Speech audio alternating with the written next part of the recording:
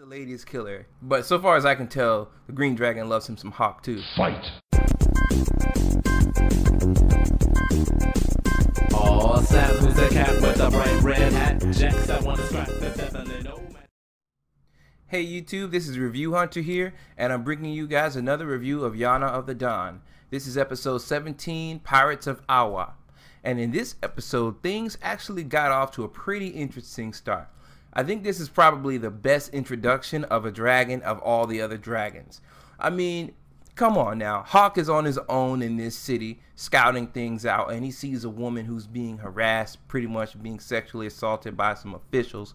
And so he can't help himself. He decides last minute to jump in and blow his cover and drop kick these guys in the face. And simultaneously, the green dragon appears, and they both bring down this one official at the same time. So they end up meeting up that way. Hawk and the green dragon are going on quite an adventure.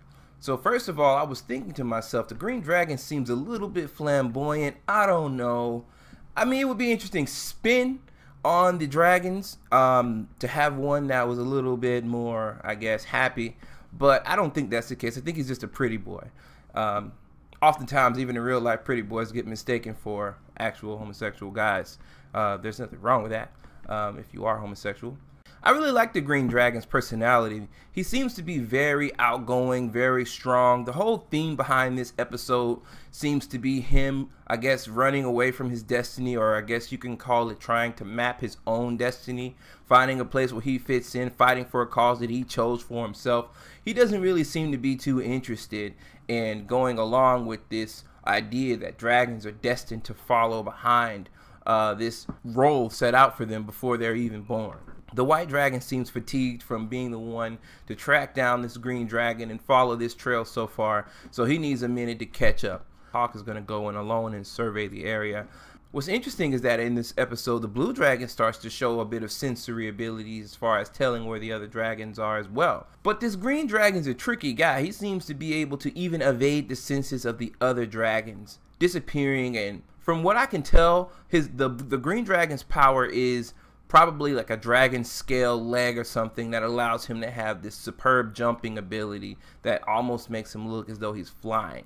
What I'm interested in seeing next week is this green dragon coming in contact with Yona and seeing how he reacts to seeing her.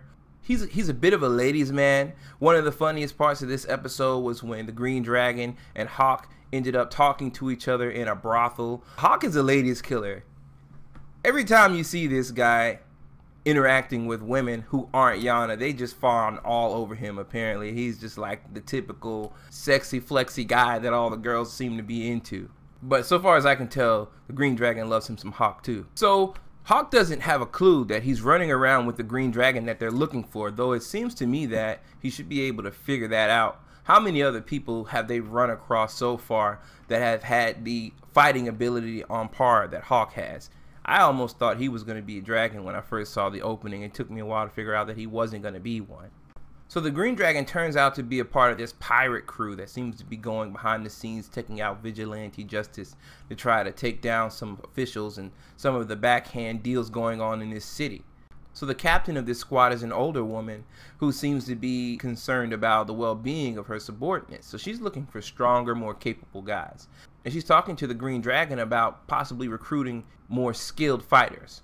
And so the green dragon starts describing Hawk to this lady, and basically the way that she made him sound was this young, stoic, handsome guy with crazy talent, and she was like, bring him to me immediately. And the green dragon thinking that he's going to be able to convince Hawk to come and fight for him.